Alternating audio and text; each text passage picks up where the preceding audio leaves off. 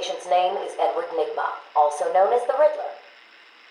So, Edward, Warden Sharp tells me you've been leaving threatening riddles scrawled on the asylum walls. Again. One would have to be severely paranoid to read threats into harmless riddles, Dr. Young. May I test you with one? Very well. What is it that walks on 4 legs, then 2 legs, and finally 3 legs? A human being. As a baby, it crawls on 4 legs. As an adult, it walks on 2. And in later years, it uses a cane. Good try. But the answer to all 3 is a baby. True, it crawls on all 4s, but cut off its legs and it can only wiggle on 2 limbs. Give it a crutch, it can hobble around on 3. You see? It's horrible. How can you even joke about that? Easily, Doctor. It's not my baby. Taped interview 39. Patient's name is Edward Nigma. At this point in time, I've yet to decide if Mr. Nigma is a suitable candidate for the Titan process. I'd like to talk about your childhood. Miserable. Next. By all accounts, that is where your fascination with riddles began. I believe discussing those years could explain your compulsive behavior. Very well. My father hated me. Always called me a moron. I see. I was determined to prove him wrong, so I entered a contest at school. A $20 prize to the kid who could figure out an almost impossible logic problem. I won, of course. And that pleased your father? Hardly. He was convinced I had cheated. He kept yelling, "You must have cheated! Admit it, you moron! You cheated!" I swore I didn't, and he hit me for lying. I'm sorry to hear that, Edward. Don't be. He was right. Patient interview 44. This is yet another interview with Edward Nigma. I have yet to make up my mind whether he's a genius or just deluded. Whichever one he is, just being in his company is both irritating and exhausting. Hello, Miss Young. You look tired. Anything you need my help with? No, thank you, Edward. I am here to help you. We all are. Forgive my arrogance, Doctor, but if you think I need your help, well, you're in the right place. Let's look at it a different way. Throughout your career, you have specialized in bizarre traps and convoluted clues that more often than not result in the death of the unfortunate participants. And if the citizens of Gotham were smarter, my games would be merely an amusing diversion. Instead of death traps. You really should be thanking me. Weeding out the ignorant, the stupid, the useless. But don't worry, I'm sure you would survive. What a lovely photo on your desk, Doctor. Your family? Mother, perhaps. Put that down. Get out. Guard! Let's discuss your obsession with Batman. Hardly an obsession, Miss Young. I simply feel an obligation to expose him. You know who he is? More important, I know what he is. What do you mean? It's obvious. The mask, the weapons, the scare tactics. He's a criminal. No different than Joker, Two-Face, or myself. Most people consider him a hero. Most people are idiots. They can't see Batman for the villain he is. Riddle me this! How did he get his car and his gadgets? I don't... With money stolen from the criminals he defeats. Why does Gordon turn a blind eye to his antics? Batman bribes him. The answers are right in front of your stupid, gawking face. Edward, please, calm down. Wake up, Gotham! No sane, law-abiding man does those things. No one's that selfless. Batman is as vile as they come. Security! Security! This is my final interview with Edward. I have gone as far as I can. I can no longer tolerate his mood swings and tantrums. I have more important work to be getting on with. He will be transferred to Dr. Whistler's care as of next week. Good morning, Doctor. How are you today? Fine, thank you, Edward. You're in a good mood. I'm always in rare spirits when I'm about to be released. Edward, you know you don't come up for parole for another 3 years. First thing I'll do is have dinner at that Italian place on 19th Street. Seriously, Edward. I only hope Joker hasn't completely trashed the city. Oh well, I'm sure I'll find out soon enough. Wait, have you been in contact with the Joker? He escaped Arkham weeks ago. And yet, one hears things. What things? What have you heard?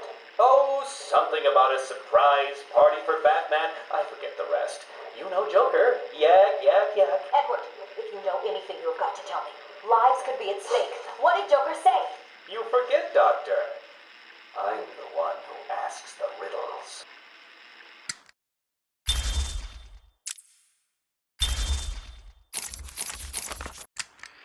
Patient interview.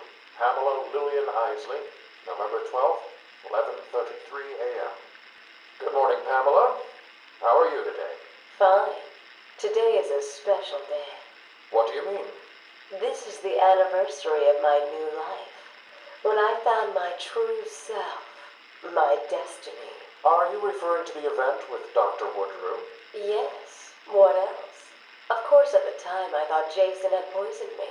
But in retrospect, he did me a huge favor. And why do you believe what he did has helped you? He showed me the bigger world. A world I should protect. Of course, my first offer was rejected. Offer? You tried to kill everyone in Gotham. Well, sometimes you need to prune back hard in order to make something flourish. Patient interview. Pamela Lillian Isley, November 14th, 10:21 a.m. Hello, Pamela. Today I'd like to go back to something you said in our last conversation. Ask me anything you like. You said your first offer to help Gotham was rejected. How can you possibly believe that? Well, what do you mean? You released thousands of poisonous spores into Gotham, killed hundreds of people. How does that help anybody? I'm not interested in bodies, Doctor. Horrible fleshy sacks walking around destroying my poor babies with their greed and arrogance. But aren't you one of those fleshy sacks? Were a doctor too. How can you turn your back on us? Quite easily as it happens. But not you, Stephen. You're different. I feel we have a connection. Really? You do? Of course. Pamela, I got you what you asked for. Do you like it? Oh, yes, Stephen, I love it. Such a beautiful flower. Do you mind if I keep it? Oh, no, Pamela, I can't leave it. It's against all the rules. I'll just bring it and show it to you when I visit. But it's me, Stephen. I get so lonely on my own. You wouldn't want me to be lonely, would you? No, of course not. Keep it. Just don't let anyone see. Really, no one. You can trust me, Stephen. Thank you. Now give me a kiss. I can't. People will see. No one's watching. What's wrong with you? Don't you love me? Call me Ivy. Of course I love you. Where is Dr. Kellerman? How should I know, Warden? It does seem careless of you to have lost him. I have no time for your games, Miss Isley. Tell me where you have him. We have security footage of you and him leaving your cell last night. So, Do I need to spell it out? We know you hypnotized him, or whatever it is you do. We know he took you somewhere, but conveniently, security cameras across the island were mysteriously covered by leaves and flowers at 3 a.m. Now tell me what it is. I'm not saying a word unless you do exactly what I tell you to do. We found him, no thanks to you. The poor man could have died. So, He has a wife, a child. as do the plants he tramples underfoot. The spores he breathes in and destroys have children. Why does he deserve anything more than them? You people ignore what is happening in front of your eyes. I refuse to put the welfare of plants before the welfare of people. And that is why you will lose. There's more happening than you know, Warden. It's all connected.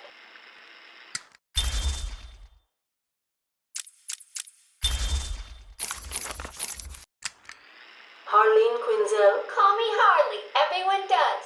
I'm surprised you want to intern here at Arkham. I've always had a thing for extreme personalities. You can't deny there's an element of glamour to these super criminals. I'll warn you right now. These are hardcore psychotics. Most would rather kill you than speak to you. I'm sure I'll be fine, Doctor. They'll eat you for breakfast. I mean it. One or two of them will enjoy it too. Be careful. Patient interview number 1. So, I'm your first, am I, Toots? Well, you know what they say, you never forget your first time. I'll try to make it memorable for you. Oh, you already have. Tell me, why do you do the things you do? Why do you think I do it? Fame, notoriety, a desire to stand out from the crowd, a wicked sense of humor. You're good. How did you figure me out, Doc? I've had doctors poking around in here for years, and no one was as astute, and if you don't mind my saying, beautiful as you. Really? You're just playing with me. Well, you'll never know, will you? Unless... Unless what? Tell me. Care to tell me how these got in my office? Simple, really. I put them there. Why? You don't like flowers? I think the guards would be interested to know you've been out of your cell. Oh, if you really were going to tell, you already would have. How do you know I haven't already? Oh, sweet. I like you. I really do. Even your name. Rework it a bit and we get... Harley Quinn, like the clown. I know, I've heard it before. It's a name that puts a smile on my face. It makes me think there's someone here I can relate to. Someone who might like to hear my secrets. Really? Go on. Not here, my dear. Too many ears and eyes. Come back tonight. I'll be ready for you. He's crazy, you know. Who? Batman? No, Santa Claus. Of course, Batman. Always Batman. I've seen it in his eyes. Screaming mad stalkers. And dishonest. Hiding his face behind a fright mask. Well, no masks for me. I have nothing to hide. I laugh at the cruel absurdity of the world. But Batman, he's got them all fooled. He's made them think he can make a difference, that he can actually make things better. And the joke of it is, they all believe it. The police? The police, the media, the frickin' junior rangers. Every last sack of walking meat in this urban cesspool. Listen, sweets. Batman knows we're all on the same funhouse slide into madness. Why won't he admit it? He's up there in his belfry laughing at us. And the real gag is the miserable liar is allowed to run free while I'm in here. That's really incisive. Then you understand, don't you? You know why I do what I have to do. You know Gotham's only real savior is me. I got what you wanted. You did? I mean, good. How did you smuggle it in? Actually, I don't want to know. So are you ready to stop that evil, murdering bat once and for all? Of course I am. He needs to pay for what he's done to you. Give it here then, quickly.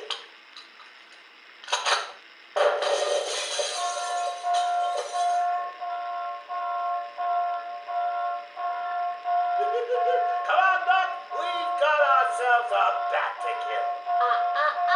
Doc's outputting. Say hello to your new and improved Harley Quinn.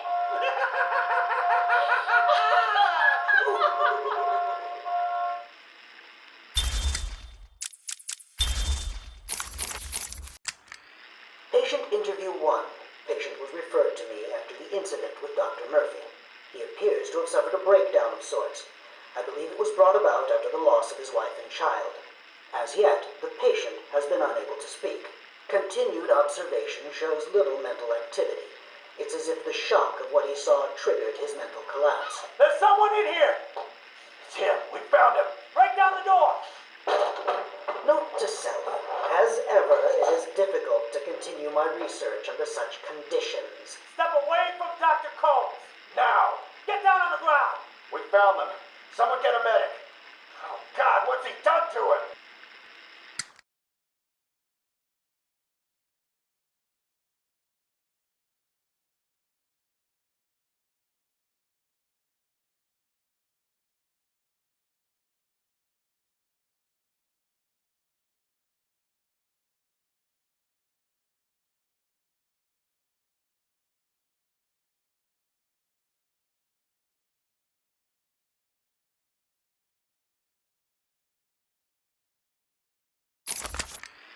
Patient interview 6. Dr. Crane has been back in custody for 3 weeks. Regular sessions have been inconclusive. I am not sure he is actually insane. Good evening, Stephen. How are you tonight? I'm conducting the session, Jonathan. Of course. If that helps you cope, I wouldn't have it any other way. Let's talk about the events 3 weeks ago. What did you think you'd achieve? Dr. Murphy is still in therapy. I wanted to understand him. His personal demons, his fears. It's all quite fascinating, really. But you were a respected doctor. A brilliant mind. Now just another resident in Arkham. Can I have a drink? A strong one? This kind of question bores me. I'm afraid not. Interesting choice of words, Doctor. Tell me, what are you afraid of? Patient interview 9. Dr. Crane continues to evade questions. I believe he is quite sane, just evil. He takes no interest in the people he has hurt. His research appears to be the only motivating factor in his life. What is it about fear that drives your obsession? Fear drives everything, Stephen. Everything. Your life is governed by fear. Every decision you make is a product of that fear. Don't be ridiculous. You married your wife, Margaret, isn't it? Because you were scared of dying alone. You have children because you're scared of leaving nothing behind that really matters. You go to the doctors because you're scared of dying. Do I need to go on? No. I think that will be all for today. Guards? Today I have another interview with Crane. I cannot say I am looking forward to it. I've been feeling anxious. I don't like to admit it, but I think he's getting to me. How are you today? I keep telling you, this is my session. It was your session, Doctor, but not anymore. Are you okay, Doc? I think... Yes, Oh, he's fine. Just questioning his grip on reality. You should be doing the same any second. Mom? Is that you? Wait, what are you doing? Get off of me. Help! I need help here! I can't breathe! Like I said, you're all part of my experiment now. Asylum interview 1. My experiment is underway. Working alone, I have created my ultimate fear gas. Its potency, a revelation. They're all over me! Please, Daddy. Don't do it! Give one. I have pumped enough gas into the medical center to break 100 minds. It should only be a matter of time before... What? Give it up. Now! How are you still standing? How come it's not affecting you? Who says it's not? I knew it. What was it like? What have you seen? Officer Cash, get this formula to the air conditioning system now. You failed, Crane. Again. I've been working with Dr. Keller in creating an antidote to the toxins in your cologne. He fooled you, Crane. How does that make you feel? Threatened?